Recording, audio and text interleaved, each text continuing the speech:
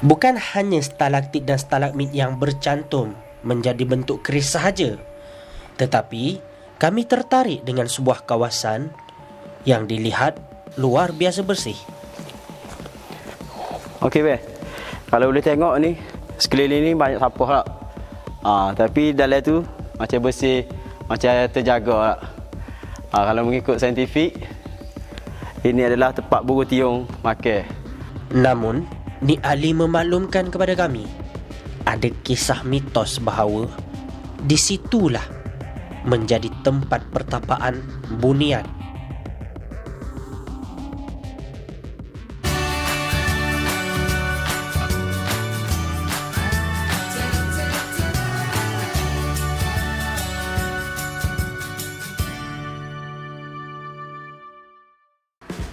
Getas Kelantan perisa manis, snack lokal. Sekali bungkusan dibuka, habis tak terkata. Like dan follow @snacklocalmy untuk tempahan dan pembelian. Hai semua, selamat datang ke rancangan 48 jam di YouTube channel Inspire Media Malaysia. Kami dalam perjalanan ke sebuah lokasi yang kurang dikenali oleh orang awam. Jadi bersama dengan kita kali ini, kita ada kita kira macam ahli kongsi gelap yang semakin bertambah. Okey, saya Nizam. Saya Izzat. Saya Sabri. Dari channel mana tu? Saya dari channel TV sana sini. Jadi bolehlah singgah-singgah pergi subscribe kan. Okey. Tengok konten-konten yang ada.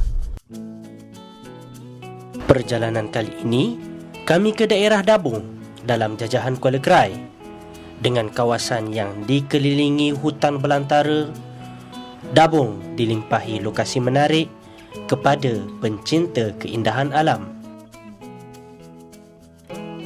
Pada asalnya kami ingin ke Gua Ikan, namun kami dimaklumkan ada gua lain yang menarik untuk diterokai, namun tidak dikenali oleh orang awam.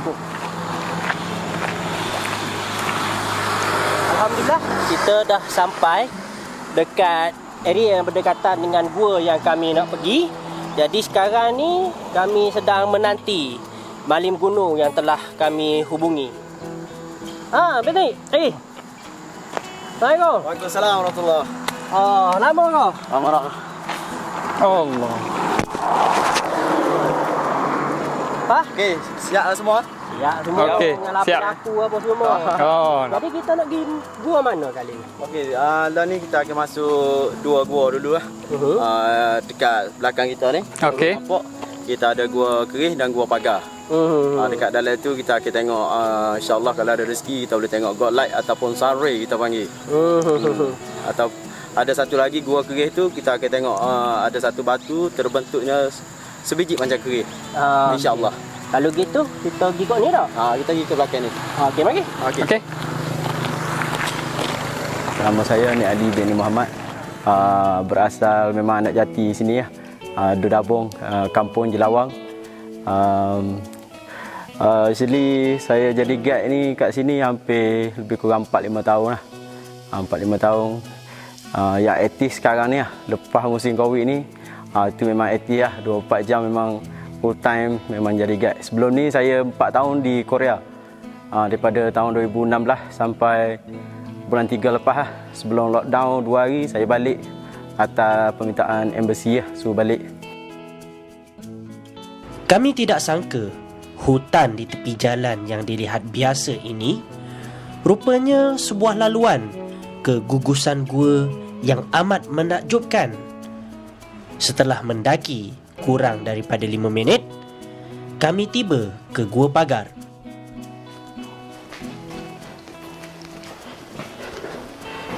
Okey cik, kita sampai checkpoint pertama.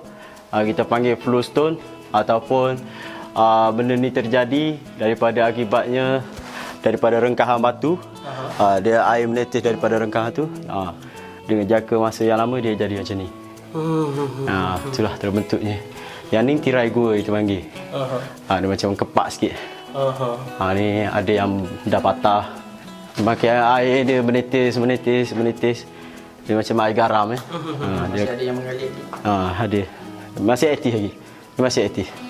Sampai sekarang. Boleh sentuh. Yang patah jangan. tu Tak orang boleh. ambil ke macam mana? Tak boleh sentuh. Yang patah tu orang ambil ke macam mana? Ada lah tangan-tangan liar sikit. Yalah, kalau boleh kita tolong jaga ni. Ada tangan-tangan liar. Okey, jom. Di Gua Pagar ini juga, kami temui fosil rumpai laut yang berusia lebih 150 juta tahun.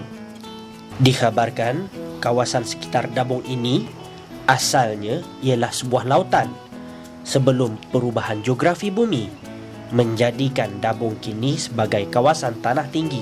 Sini dulu adalah lautan nak. Sini kita boleh tengok bukti dia. Kita ada seaweed fosil. Nak tengok dia kat bawah ni.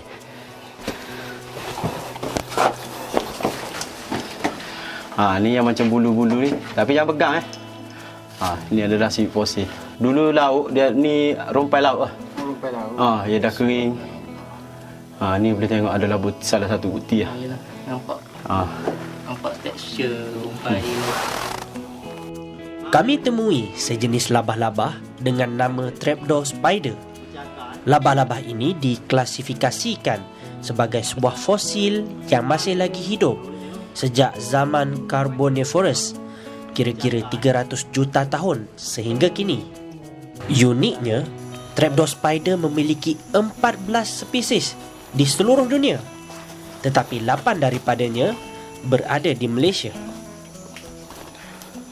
Kami keluar dari Gua Pagar, seterusnya ke Gua Keris. Perjalanan tidaklah jauh, namun trek yang berbukit bukau memenatkan kami yang sudah lama tidak menjalankan aktiviti lasak.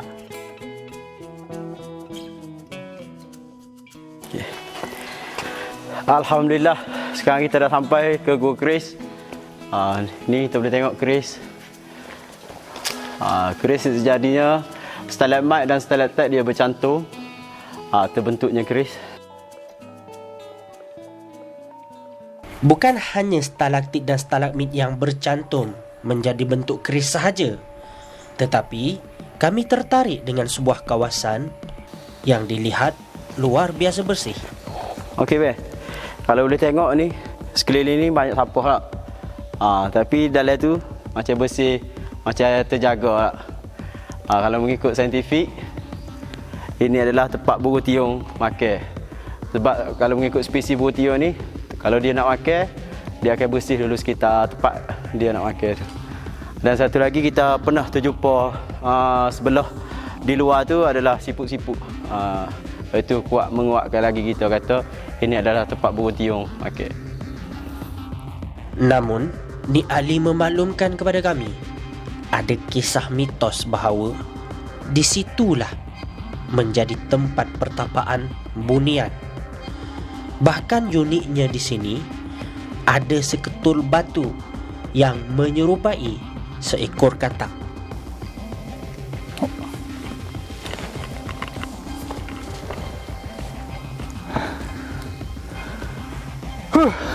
Memang menakjubkan lah. Tak pernah lagi datang sebegini. Datang sini dengan suasananya tenang, macam-macam ada. Memang menakjubkan lah. Selain daripada mistiknya Gua Keris, ada lagi sebuah tarikan di sini. God Lights atau Sunray ialah gugusan cahaya dari atas gua menembusi ke dalam gua. Oh, Saya tengok dekat social media gitu, ya? Yeah? kan ada macam lampu jatuh tu kan. Oh, kita panggil God Light. God Light itu. lampu macam Mr. Bean tu. Dia sepatutnya kat sini. Tapi dah habis mari tak bagi tahu. Sekejap. Lewat lah. Lewat lah. Kita dah pukul apa sekarang ni? Dia selalunya average dia dalam 10.30 sampai pukul 11 lah. Macam tu lah. Maksimum tu 11.30. Ni kita ni dah pukul 3 lah. Dah lewat lah. Lain kali lah datang Roger dulu. Ni boleh tengok lah. Tapak lah. Kalau boleh tengok atas tu lubang dia. Tapi dah habis mari tak bagi tahu. Lain kali lah datang Roger dulu. Ni boleh tengok lah. Tapak lah.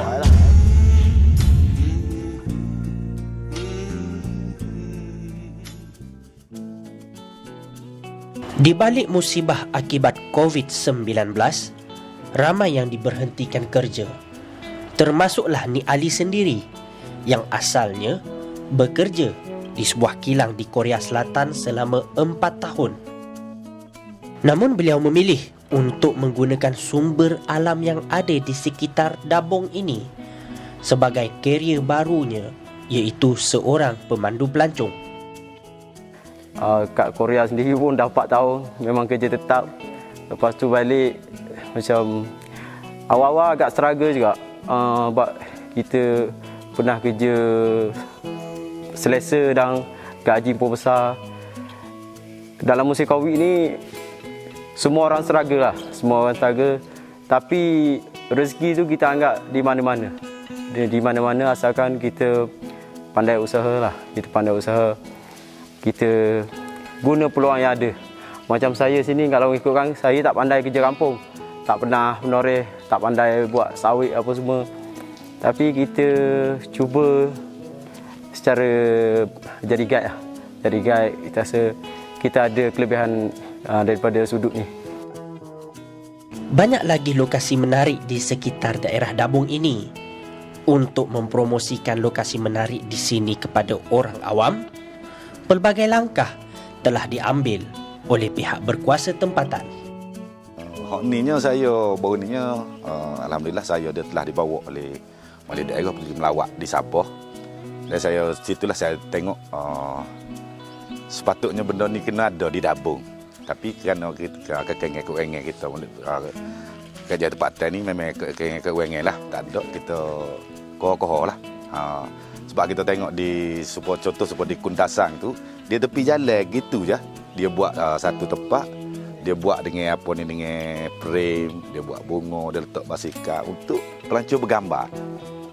Satu je saja tepatnya tak luar pun dalam tak siapa pun 100 meter kawasan dia tu. Jadi saya tengok benda tu boleh bawa balik ke Dabong. Cuma lon ni atas dasar kewengan sanilah kita jadi terbengkalai. Desa laginya perancangan saya nya kalau diizinkan Tuhan lah, daripada gua ke gua tu kita akan buat getok gatung. Sebab saya pergi di Sabah itu pun dia ada getok gatung kat dalam hutan. Apa salah kalau kita kerja ebui peruntukan sikit ke Dabong ni untuk buat jambatan gatung daripada gua ikan ke gua kering. Jadi mestilah kita masuk ke bawah, naik getok gatung, turun ke gua ikan, boleh rehat situ. Jadi loninya sasaran tu memang tak ada lagi. Itu perancangan kita lah nak buat di kawasan kompleks gua ikan ni. Disebabkan kita tak boleh nak melancong luar negara, kan? Jadi kita ambil kesempatan, sebenarnya banyak tempat dalam Malaysia yang belum diterokai dan saya kira boleh di spend ataupun kita boleh menghabiskan masa 48 jam Sabtu Ahad anda, cuti hujung minggu anda, untuk datang ke tempat-tempat yang sebegini rupa. Okey, macam sebelum ni saya memang full time, nak kata backpackers tu tak juga. Tapi kita suka travel lah, suka travel.